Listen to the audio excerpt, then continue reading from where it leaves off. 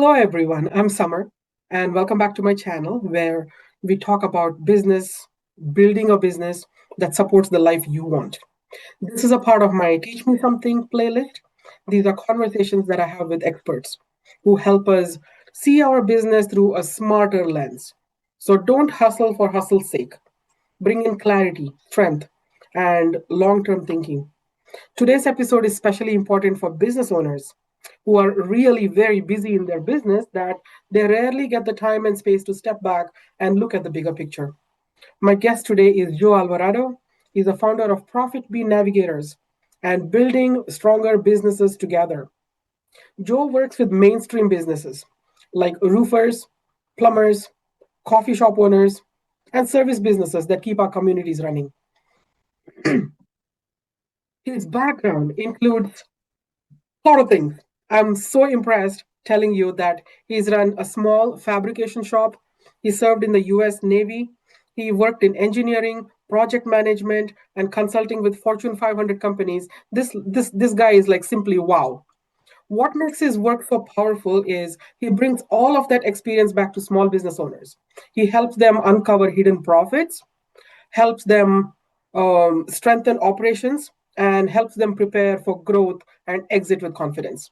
So, Joe, I want to start with something that immediately caught my attention the first time I talked to you. Hidden profits. You talk a lot about it. I think most business owners, small business owners, are working incredibly hard, yet they feel squeezed. I think a lot of people assume profit only comes from more sales. Nobody's thinking about building better systems, right? So, what are some of the common hidden profits that you see business owners overlooking, and how can they start finding them without, completely overhauling everything? Look, most hidden profit isn't from hiding, it's not hiding in sales. Hmm. It's hiding where the owners have learned to tolerate. I hear things like, well, that part of the business is just very stressful, and that's just normal. But when owners stop avoiding it and look at it directly, it's usually the area where there's been the most rework, the most interruptions, and there's actually the least clarity. Hmm. And it's not just stress, that is the cost. Where owners get into trouble is that when they don't, it's not that they don't see the patterns, it's that they recognize them and choosing not to confront them. So over Hmm. time, these small non-decisions compound. And when the revenue, gets tight or the Hmm. pressure increases, there's no margin left to absorb the Hmm. damage. Hmm. So, the hidden profits show up when the owners stop pushing hard and confront where the decisions are being made on autopilot. That's because waste quietly multiplies. So So, waste multiplying. Tell me a little more about how you see waste multiplying. well, the cost isn't invisible, it's Hmm. just tolerated. And that's why it multiplies because we're tolerating more and more of it. Hmm. You know? So it's like lying on a bed of nails. Like if you're lying on one nail, it's kind of, it's annoying, but not enough to get up and start doing something about it. When you have lots and lots of nails popping up everywhere and you can't, you're miserable, then you start doing something, Right, isn't it? because all that is all exhausting you too. All Mm, those nails and stuff, they're really hurting you, mm, but you're just tolerating it. Getting used to it. Yes. I'm so used to my pain that it doesn't make me want to do something. It's there. That's a very big shift in thinking. Improving what already exists instead of constantly, trying to chase more and more and more. I think we should all look into that. That ties into something many business owners avoid thinking about: the future. That's From true. where I sit, it feels like avoidance is costing people more than preparation ever will. So, why do you encourage business owners to start planning their exit or succession 3 to 5 years in advance, even if they're not ready to retire? Well, because most owners don't plan to exit. They wait until they're exhausted, and that forces a decision. And that really is where things break. Now, I see owners that say, well, I can't really step away. nothing collapses immediately, but over time it starts to wobble. Mm, That wobble is the warning sign most owners notice and rationalize it away. So planning early is not about selling. mm, It's about keeping those options alive. mm, When owners wait until stress, health, financial pressure, well, that narrows down the choices. mhm, And they are no longer planning. They're actually reacting under constraints. mm. And that reaction is where the leverage disappears. The owners who prepare early and aren't really trying to leave early. They're just Yeah. trying to avoid being cornered later. Mm, They want to have options. mm.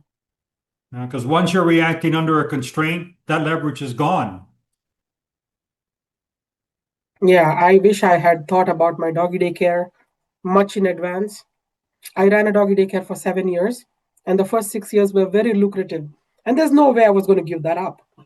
But the seventh year, way too much competition sprung up all at once, and I couldn't make ends meet. And there was no time to plan succession or plan the exit. It had to be like sell fast before you ruin, before you lose more money. And within 6 months, I saw myself out of business, selling all inventory. And I started my digital marketing. That was 2012. But I still think I should have had some leeway into planning that exit properly. Planning, I think, shouldn't happen when you're about to leave. It should begin with intention. Let's Correct. bring this back, Joe, to the day to day. Like, I'm not thinking massive transformations right away, but practical moves that might compound over time. So what are some simple shifts that you feel or you teach businesses to make right now to reduce or eliminate stress or long-term effect or values of their business? Well, just like you feel in any business, these the shifts, most effective shifts, usually aren't anticlimactic. Yeah. They're not a big thing. Mm, It, I see these repeatedly. Take, for instance, an owner finally writes down how he does his pricing, mm, right? And not on a polished fashion, just something honest and easy to hand off to one person, mm, you know? And within a few months, there's fewer questions coming back. The work is moving faster.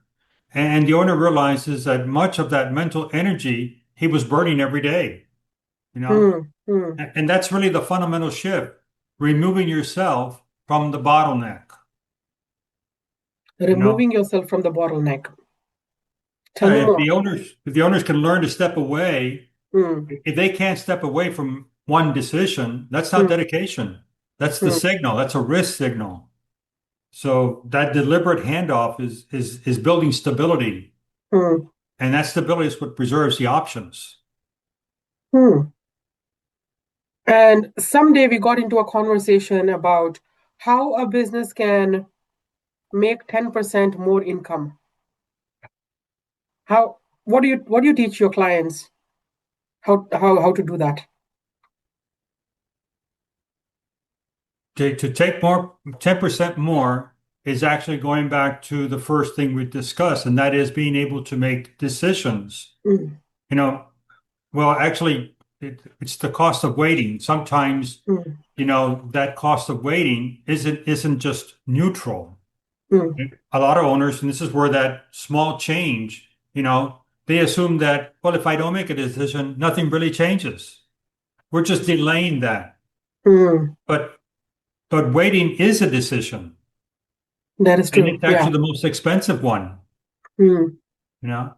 And while owners wait, people start compensating, good employees start pushing ideas forward, the customer starts seeing inconsistencies. These small inefficiencies start to harden into habits. yep. And that's where we look at this 10% change. So none of this shows up in the financial statements right away, but they Mm, actually show up later mm, because there's fewer options. And a mm, lot of times, by the time the owner finally is forced to act, he's not choosing between two good paths. They're mm, really choosing what's left. mm. And they're just waiting. So waiting is not about flexibility. It Right. just quietly consumes it. And that's what I mean by that 10%. It's just quietly being consumed. Mm. Just somebody has to highlight it to you. This conversation tells me one thing throughout. Strong businesses are not built by accident. You need to build them by design. And Yeah, be ready to leave and don't be left with no options. right, right. Because building that business and keeping it as if you're getting ready to exit gives you a lot of opportunities and and a lot of flexibility, keeps a lot of Hmm. options open for you. Hmm. So if there's a business that's struggling with money right now, what one advice would you give them to implement like right away? So look at what you're doing right now, Hmm. start, maybe listen to what you're doing. A lot of business owners, they just kind of uh, they want to take it and not confront a decision. And it's not that the moment is gone. It's just Hmm. that they have a different name for it. A lot of Hmm. business owners, what things they can do is look at what's happening. How do you change things? Not Hmm. big changes, just small changes. Maybe maybe how you have different conversations with your clients. Hmm. Just different wording may make a Hmm. difference. Hmm. Presenting the something differently. You Change your know, messaging. Hmm. Right. I mean, a lot of times, if you're seeing, conversations resurfacing, Hmm. and because you're not making a decision, so those kind of conversations that come, those decisions and signals kind of resurface in conversation. Right. They keep showing up. So those aren't Hmm. coincidences. Those are the signals that business owners should be looking for. Hmm. Because if there's a decision that hasn't been made, it's going to keep Hmm. resurfacing That is right. until it's resolved. Hmm. And it's not a lot Absolutely. of times that business owners, that they're not aware of it, Hmm. is they're just choosing not to make the choice. Hmm. Sometimes they just don't know what choice to make, so they keep Right. staggering. That's right. They, Hmm. they don't But know and every time, they every become single uncomfortable time, with it. yes, every single time I speak to you, I gather a new insight that I implement in my own life and business. So I think our audience got something valuable out of it. So you guys, if you're a business owner who wants to uncover hidden profit or reduce stress and build something that lasts for you, go connect with Joe. His links are right below. Get to his website, take a look, and connect with him on LinkedIn. Explore his programs and everything he does. Go where he goes. He's into networking every now and then, and ask him what he does on LinkedIn. Specifically, if you're a main street business, like you're a plumber or a construction or a coffee shop, get in touch with Joe. A conversation won't hurt. Any last words, Joe?